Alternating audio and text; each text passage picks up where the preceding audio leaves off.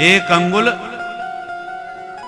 भक्त जन परिश्रम होना चाहिए, तो एक अंगुल हरि की कृपा भी होनी चाहिए। हम और आप कितना भी परिश्रम करें और ठाकुर जी कृपा नहीं करेंगे तो बात बनने वाली नहीं। और ठाकुर जी कृपा खूब बरसा रहे हैं पर हम लोग कुछ नहीं करेंगे, हाथ पे हाथ धर के बैठे रहेंगे तो भी बात बनने वाली नहीं। ठाकुर जी ने हमें भरपूर दिया है। भारत को प्रकृति ने जो दिया है उतना विश्व में किसी देश को, राष्ट्र को नहीं मिला होगा।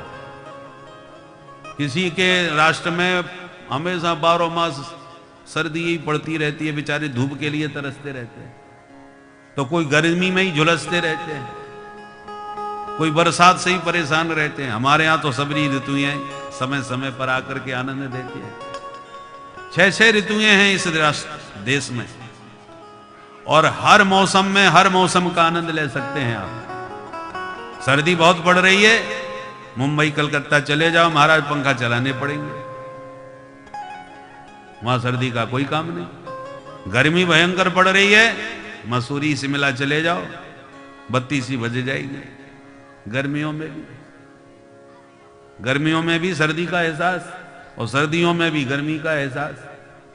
पूरा आनंद आप हर मौसम का हर वक्त उठा सकते हैं। ये ऐसा देश है, प्रकृति ने अद्भुत खजाना दिया है, इसलिए भारत को सोने की चिड़िया कहा गया है।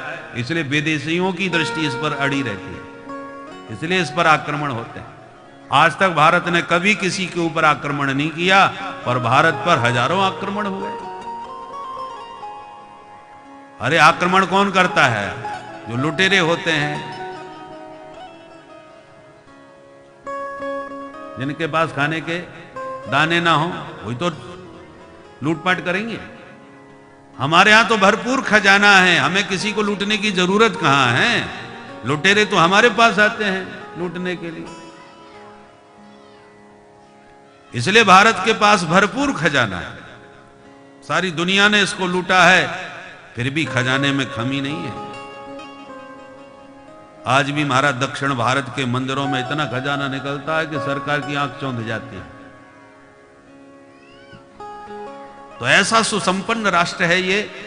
परंतु विदेशों में जाके देखिए, उनके यहां कुछ भी प्रकृति का दिया ना होने पर भी उन्होंने अपने पुरुषार्थ और परिश्रम के बल पर बहुत कुछ बना लिया। वो विकसित राष्ट्र हो गए। परंतु आज हमारे पास इतना सब खजाना होने पर भी हम मूलभूत सुविधाओं से वंचित रह गए। बिजली पानी सड़क के लिए हम लोग तरस रहे हैं, मूलभूत सुविधाएं हमको नहीं मिल रही। क्या कमी है, कहां कमी है, इस पर विचार करने की आवश्यकता है। जब प्रकृति ने हमें भरपूर दिया है, हम सोने की चिड़िया के नाम से जाने जाते हैं, फिर भी हमको दाने के लाले क्यों पड़ रहे हैं? पुरुषार्थ की कमी है। तप प्रभावा दैव प्रसादा। हम तप करें, पुरुषार्थ करें, तो हरि भी निश्चित रूप से कृपा करेंगे। ये 2 अंगुल की कमी पूरी होनी चाहिए। तो मैया जब बांधते बांधते पूरी तरह पसीना में लथपथ हो गई, प्रबल परिश्रम किया, चुटिया खुल गई, बाल बिखर गए, कपड़े अस्त व्यस्त हो गए। मैया की ये हालत देख करके भगवान भी द्रवित हो गए। मैया ज्यादा तंग कर वो ठीक ना है। तो मैया का परिश्रम पराकाष्ठा पर, तो लाला के हृदय की कृपा करुणा भी उमड़ पड़ी। दोनों बात पूरी हो गई। स्वमातु स्विन्न गात्राया व्यस्त्र कवरस्त्रज दृष्ट्वा परिश्रमं कृष्ण कृपयासी स्वबंधने। 2 अंगुल की दूरी खत्म।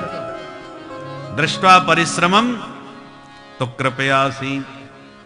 मैया का प्रबल परिश्रम देखा तो कृपा करुणा भगवान की जागी और मैया का बंधन स्वीकार कर लिया। दाम को उदर के साथ बांध दिया, इसलिए नाम दामोदर पड़ गया। बोलो दामोदर भगवान की जय।